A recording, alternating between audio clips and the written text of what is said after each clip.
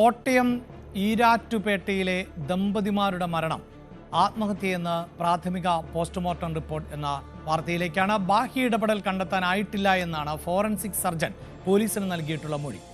Innova കാറിൽ blade പലിശ സംഘം എത്തി വിഷ്ണുവിനെ മർദ്ദിച്ചു എന്ന ആരോപണവും സ്ഥിരീകരിക്കാനായിട്ടില്ല.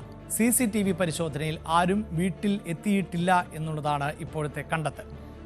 ശ്രീജിത്ത് ചേരുന്നുണ്ട് വാർത്തയുടെ വിശദാംശങ്ങളുമായി. ശ്രീജിത്ത്, ഇതിപ്പോൾ ആത്മഹത്യ എന്ന നിഗമനത്തിലേക്ക് പ്രാഥമികമായി പോസ്റ്റ്മോർട്ടം റിപ്പോർട്ട് എത്തുമ്പോൾ എന്തായിരിക്കാം ഈ ആത്മഹത്യയിലേക്ക് നയിച്ച സാഹചര്യം എന്നത് സംബന്ധിച്ച ഒരു പ്രാഥമികമായ വിവരമെങ്കിലും ലഭിക്കുന്നുണ്ടോ?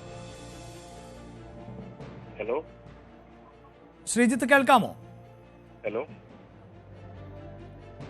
ദമ്പതികളുടെ മരണത്തെ സംബന്ധിച്ച് കഴിഞ്ഞ ദിവസം കുടുംബം ആരോപണങ്ങൾ ഉന്നയിച്ചിരുന്നു. പ്രത്യേകിച്ച് ഈ വട്ടിപ്പലിശയ്ക്ക് അല്ലെങ്കിൽ ബ്ലേഡ് പലിശയ്ക്ക് പണം നൽകുന്നവർ വീട്ടിലെത്തുകയും അങ്ങനെ ഇവരെ ഭീഷണിപ്പെടുത്തുകയും ഒക്കെ ചെയ്തിരുന്നു എന്ന തരത്തിലുള്ള റിപ്പോർട്ടുകൾ ഉണ്ടായിരുന്നു. ആ ഭീഷണിപ്പെടുത്തലിനെ തുടർന്നാണ് ഇവർ ആത്മഹത്യ ചെയ്തത് എന്ന ആരോപണം കുടുംബം ഉന്നയിച്ച പശ്ചാത്തലമുണ്ട്. പക്ഷേ അതിന് സ്ഥിരീകരണമില്ല എന്നുള്ളതാണ് ഇപ്പോൾ പുറത്തു വന്നിട്ടുള്ള വിവരങ്ങൾ.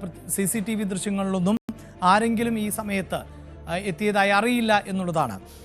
ശ്രീജിത്താണ് ചേരുന്നത്. ശ്രീജിത്ത്, ഇതിൽ സംശയങ്ങൾ ഉണ്ടാകുന്നത് ഇതിപ്പോൾ CCTV ദൃശ്യങ്ങളിൽ അങ്ങനെ കുടുംബത്തിലേക്ക് ആരും എത്തിയിട്ടില്ല എന്ന് പറയുമ്പോൾ നേരത്തെ ഭീഷണി ഉണ്ടായിരുന്നോ എന്നതടക്കം അറിയേണ്ടതുണ്ട്. ഒപ്പം എന്തായിരിക്കാം ഈ മരണത്തിന് പിന്നിൽ എന്നുള്ളതാണ് പോലീസിന്റെ പ്രാഥമിക വിവരം. അങ്ങനെ ഒരു സൂചനയിലേക്ക് പോലീസ് എത്തിയിട്ടുണ്ടോ?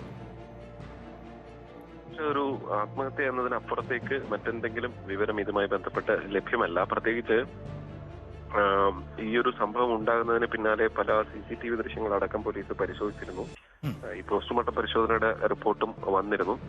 ഇതിലും ഇവര് തന്നെ, അതായത് ബാഹ്യ ഇടപെടലൊന്നും ഇല്ലാതെ സിറിഞ്ചുകൊണ്ട് വിഷം ഉള്ളിൽ ചെന്ന് മരുന്ന് പോലെയുള്ള എന്തോ വിഷം ഉള്ളിൽ കുത്തിവെച്ചാണ് ആത്മഹത്യ ചെയ്തത് എന്നതാണ് ലഭ്യമായ വിവരം.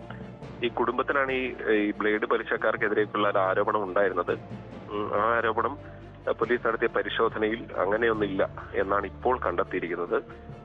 ഇയാൾക്ക് നിരവധി ആളുകളിൽ നിന്ന് ഇയാൾ പണം കടം വാങ്ങിയിരുന്നു. ആ കടം വാങ്ങിയ പണം അത് തിരിച്ച് നൽകാനുണ്ടായിരുന്നു. അതുമായി ബന്ധപ്പെട്ട ചില കേസുകളും കോടതിയിൽ നടക്കുന്നുണ്ട്. ഇതിൽ ചില വാറന്റുകളും മറ്റും വന്നിട്ടുണ്ട് എന്നതടക്കം പോലീസ് കണ്ടെത്തിയിട്ടുണ്ട്. വീട്ടിലെത്തി ഭീഷണിപ്പെടുത്തി എന്ന വാദവും ഫലത്തിൽ പോലീസ് കണ്ടെത്താൻ കഴിഞ്ഞിട്ടില്ല. ഇവർ നൽകിയ മൊഴിപ്രകാരം വാഹനങ്ങളൊന്നും അവിടെ എത്തുകയോ ആളുകൾ അങ്ങോട്ടേക്ക് ചെല്ലുകയോ ചെയ്യുന്ന സ്ഥിതിയൊന്നും ഉണ്ടായിട്ടില്ല എന്നാണ് കണ്ടെത്തിയിരിക്കുന്നത്. അഭിലാഷ്. ശ്രീജിത്ത് സൂചിപ്പിക്കുന്നതനുസരിച്ച് ഇതിലിപ്പോൾ ഈ ബ്ലേഡ് പലിശയ്ക്ക് നൽകുന്നവർ ഭീഷണിപ്പെടുത്തിയ എന്നതിലൊന്നും ഇപ്പോഴും വ്യക്തത കൈവന്നിട്ടില്ല. നിലവിൽ CCTV ദൃശ്യങ്ങളൊന്നും പരിശോധിച്ചപ്പോൾ അത് മനസ്സിലാക്കാൻ സാധിക്കുന്നില്ല. പക്ഷേ എങ്ങനെയാണ് ഇവർക്ക് ഇത്രമേൽ വലിയ സാമ്പത്തിക ബാധ്യത ഉണ്ടായത്? പല കാരണങ്ങളാൽ ഉണ്ടാകാം. ഒരു പക്ഷേ ഇനി ആഡംബര ജീവിതമായിരുന്നോ എന്നതിലും സംശയമൊക്കെ ഉണ്ടാകാം. എന്താണ് ഈ സാമ്പത്തിക പ്രതിസന്ധിക്ക് കാരണമായത്? ആർക്കൊക്കെയാണ് പണം നൽകാനുണ്ടായിരുന്നത്? അതാണോ ഈ ആത്മഹത്യയിലേക്ക് ഇവരെ നയിച്ചത്? ഇതിലൊക്കെ കൂടുതൽ വ്യക്തത ഒരുപക്ഷെ വരും ദിവസങ്ങളിൽ കണ്ടെത്താൻ പോലീസിന് സാധിച്ചേക്കും.